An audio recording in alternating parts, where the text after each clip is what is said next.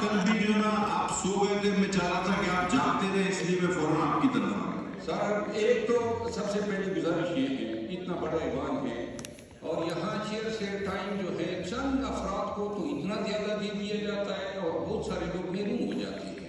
और अगर कोई ज़्यादा इनपुट आएगा, अगर ज़्यादा मुकर्रीन को, अब अगर एक मुकर्रीन 1 घंटा बोलता है और दूसरे मुकर्रीन मनोज साहब, इसमें ये कि देखें पार्टी के जो जिस तरह आज कल ये पूरी पाकिस्तान का मामला है, पूरी कौम ने, फौज ने और तमाम इदारों ने मिल के इसको फाइट करना है, तभी कहीं जाके पाकिस्तानी जो हैं वो चैन से सो सकेंगे, तभी हमारे बच्चे स्कूलों में जो हैं वो महफूज होंगे। अगर हम पाकिस्तानी सिर्फ ये देखते रहें कि उसकी बारी गुजरी, उसकी बारी, कहीं मेरी बारी ना आ जाए, और यकीनन हर पाकिस्तानी की फिर बारी आएगी। आज ट्रेन का वाक़या है, कल ये स्कूलों पे चढ़ेंगे, कल ये फिर हमारे बाज़ारों पे अटैक करेंगे। तो लिहाजा खुदारा पाकिस्तानियों उठ जाओ, और तमाम इदारों को, बशमूल फ़ौज को मैं कहना चाहता हूँ कि इस जंग को आपने जिहाद बनाना है, और जिहाद तभी लड़ी जाएगी जब एक जस्ट काज के लिए हो। बेगुनाहों को अलहदा करो और गुनाहगारों को फिर तुन के रखो।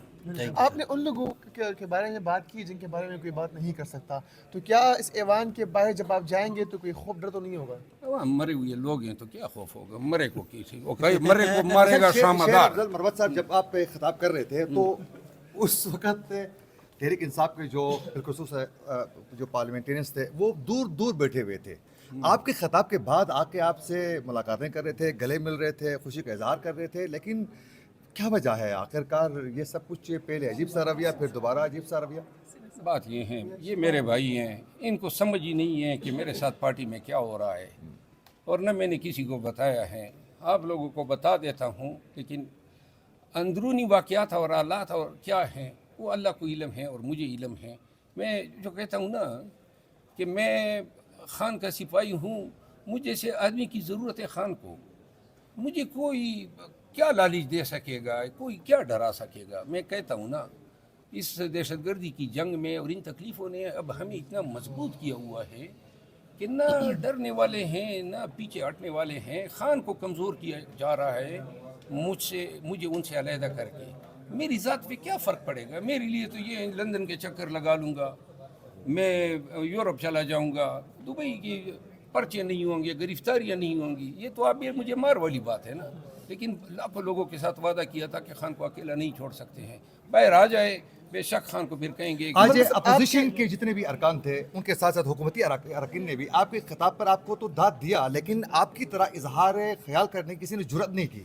तो क्या पार्लियामेंट से नेक्स्ट टाइम कोई कानून साजी को लेकर आप उम्मीद हैं कि इस पार्लियामेंट से कोई ऐसी कानून साजी हो सकें जिससे हाजिर सर्विस से चीफ्स को भी बुलाया जाए पार्लियामेंट में, उनसे पूछा जा सके? नहीं, वो तो इसके लिए इंसाजी कवानीन तो मौजूद है ना, कवानीन तो मौजूद है ना। हमने तो इसीलिए मैंने ये बात की कि जी वज़ीर बना के आप लोग बुदकते फिरते हैं कि जी हम वज़ीर बन गए। इख्तियार का मंबा ये ईमान है, लेकिन जिस तरह डिप्टी कमिश्नर, DPO, कमिश्नर, इन सब ने अपने इख्तियारात गिरवी रखे हैं एजेंसियों के पास। यही वो SHOs और इनसे ये काम करवाते हैं। इख्तियार तो SHO के पास है ना, DPO के पास है, DC के पास है, उनके पास तो इख्तियार नहीं है ना। बल्कि डरा के धमका के ये पूरा निज़ाम जो है यरगमा लवाना हुआ है। आपके नाम के साथ जो शेर लगा हुआ वो वाकई शेर है। आप मरवत साहब पार्लियामानी लीडर वहाँ मौजूद थे, उसके अलावा सीनियर कायदीन वहाँ पर मौजूद थे। जो बातें आज आपने की, आपकी जो पार्टी के सीनियर कायदीन है, जो बड़े बड़े नाम यहाँ पर है, वो इस तरह की बातें करने में क्यों नाकाम है? आप उनसे पूछें। मरवत साहब, आप समझते हैं कि हुकूमत, हम सबको इकट्ठे बैठना होगा और अवाम को, क़यादत को, सियासी क़यादत को जो है ये जिम्मेदारी अपने सर पे लेनी होगी। फ़ौज के पीछे छुपना नहीं होगा कि जी फ़ौज के पीछे छुपेंगे तो हम बच जाएंगे। ये जंग हम सब की जंग है, फ़ौज हो, पाकिस्तानी हो, सिंधी हो, पंजाबी, बलोच, ये पूरी कीमत पूरी कौम अदा कर रही है। हमें अमन चाहिए, खुशहाली चाहिए, तब मुमकिन है जब पूरी कौम एक आवाज़ होगी इदारों समेत। और इसीलिए तो हम कहते हैं छोड़ो सियासतदानों को, उनके पीछे लग जाएं जो इस मुल्क में, इस धरती पे अमन जो है खराब कर। चारों तरफ आप देख रहे हैं सुपर ताकतें भी हैं और सुबंदर पाल भी।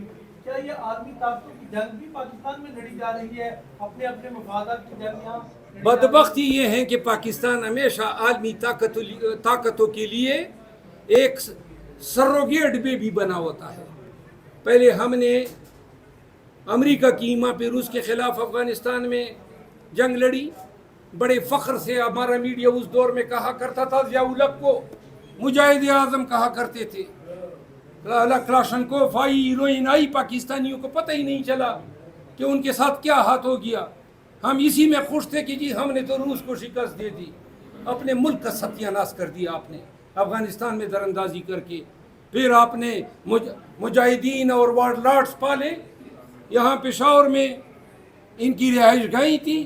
افغانستان میں جناب کندار کا علاقہ آپ کے لیے پالک کے پاس ہوا، اور جناب علی ہرات کا علاقہ آپ کے لیے پالک کے پاس ہوا. اس پہ آپ خوش ہوتے تھے.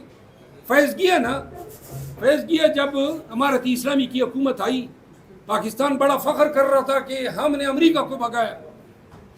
جناب علی آج کل آپ کا بارڈر ہی بند ہے.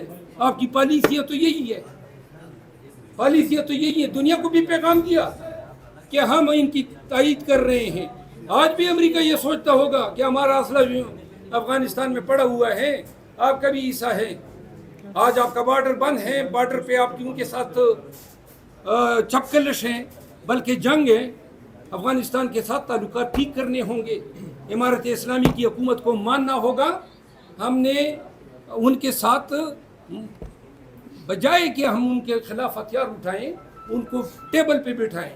علی امین خان نے تجویز دی ہے کہ کے پی کا ایک وفد چلا جائے، جرگہ کریں امارت اسلامی کے ساتھ، تاکہ ہم یہ پا تو سکیں کہ کیوں ہو رہا ہے مرد اضلاع میں یہ دہشت گردی. یہ کام ہم نے کرنے ہوں گے. سر جس باجوہ کو آپ ابھی کہہ رہے ہیں گرفتار کیا جائے، اس کے دور میں تو آپ شادیانے بجاتے تھے. آپ کہتے تھے کہ باجوہ وہ جو شادیانے بجاتے تھے وہ میں نہیں تھا، کوئی اور تھے. شکریہ.